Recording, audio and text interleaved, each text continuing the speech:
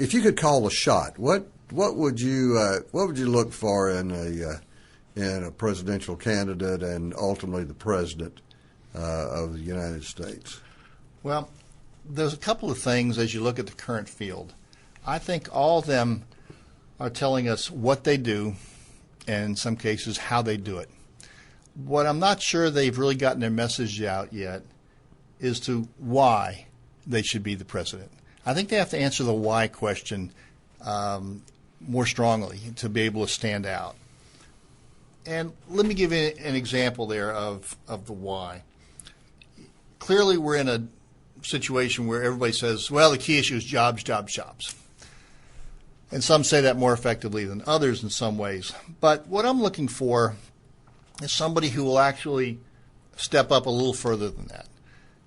What I think they could do, as an example, is they could say, and what I'm waiting to hear are the words along these lines, that they will focus on raising our standard of living.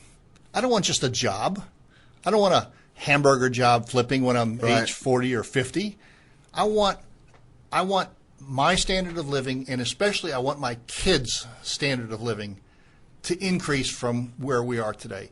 You know, people say this is the first generation where our kids aren't as likely to live as long as we are, that their expected lifetime is shorter, that they're unlikely to have the same kind of standard of living that their parents have. That's the kind of message that I would like to see some of the candidates step out with, more than just jobs, jobs, jobs. We're going to get back to where this generation is building a foundation for the next generation to do even better than we have, not just in material ways, but when you have money and finances are taken care of, you're able to do more volunteering, you're able to get more involved in community, you'll be able to run for political office without strings attached to you, you're able to help other people in a lot of ways. So that gives you an ability to do a lot of things. So I'm not just talking about standard of living in terms of, well, I'm going to have more money than somebody else in my family had previous to me. What does that mean? What does the standard of living really mean? So somebody's going to have to explain that part too. And your standard of living is directly related to your ability to produce goods and services that somebody else values. A family, a city, a county, a state, a federal government cannot live beyond its ability to produce. The standard of living for our country is based upon our ability as a country to produce. And one of the problems is we're not producing what the world wants to buy. Now, so if you're a candidate and you say that's your goal, is increase our standard of living for ourselves and our children, and people understand that standard of living means we're going to have to produce, what should the candidate be saying we're going to do? What's the vision for this country? And I think there are a couple of areas. What does the world want to buy? What can we produce that the world wants to buy? And I think there are at least two major areas. The first area I would like to hear expressed, and if somebody would say, we are going to be the energy producers for the world. We're not just going to be drilling in the Gulf. We're not just going to drilling in Anwar. We want to produce energy for the world. We want to be the sellers of that to the world because the world needs. China is trying to buy up oil rights. They're trying to buy up oil companies. China needs oil to become a country at the next level for themselves, to increase the standard of living for their population. The same is true whether it's in the third world countries of Africa or whether it's maintaining any kind of productive capacity in Europe or in the United States. Energy drives everything. Now, we've been arguing too much over what kind of energy we can do, but the reality is today it is around oil and gas and natural gas. And I'm not the expert in all these areas, but I do know that you cannot be a productive country unless you have the energy to do that production. So we ought to be the producers of energy. We're the most naturally gifted country in the world in terms of the natural resources to produce energy, whether it's coal, whether it's oil, whether it's natural gas, whether it's oil shale, all these things. We have the ability, if we just get off our duff, get rid of the regulations and get rid of the politically correct language and the environmentalism, extremism that's going on, we could actually be the producers for the world. And that would probably generate $200 to $300 billion a year. We're talking about $2 to $3 trillion in revenue without increasing taxes, increasing revenues by being the producers of energy to the world. That's a big area and think of the jobs. The jobs in the energy field are higher than average. They're very well-paid jobs, and there's a great future there, not only for the people working hands-on in the fields, but on the technology development that's needed, because we're drilling down further, we're doing it cleaner, we're able to drill down and spread out for miles. There's enormous technology advancements and skills that are needed, computerization of this whole area.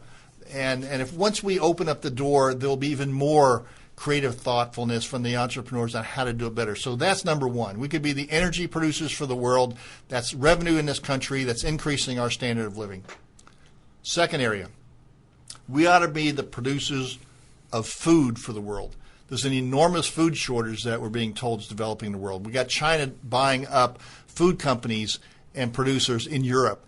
We have countries that are buying up enormous amount of land in Africa to plant for food, because many people who see this future coming see a tremendous shortage of food in this whole world. We see food prices going up at the grocery stores even as we speak. Right. And the energy and food prices kind of go hand in hand, because if you have expensive energy, all that food is delivered by trucks. And all of it's being developed and all of it's being processed needs energy behind it. So right now we're kind of going in the wrong direction in both areas. We don't have the expansive capacity to produce more food, and we're causing energy costs to go up. So it's sort of exacerbating each other. So the second area, we ought to be the food producers for the world. Those are the two major areas. You know, as a political candidate, sometimes you have too many ideas, and it gets spread out, and people think, oh, it's a great idea person. But in order to stand out, I think you have to focus on a couple of areas while you're talking about lots of ideas. You need to be known for something. So I'm looking for some candidates to sort of rise up and really take hold of these two areas in particular. Now, there is an underpinning of all this, sort of a third category. It's not exactly a product to produce for the world, but I'm looking for somebody who really wants to focus on saying that the United States needs to be, and they will focus on creating an environment such that the United States is the entrepreneurial capital of the world. Absolutely. These are the job producers. These are the job producers. Right. There was a great speech a few years ago that I heard by the CEO of Gallup, Jim Clifton. And it was the most remarkable speech. It's had one of the most profound impacts on my thinking in this whole area.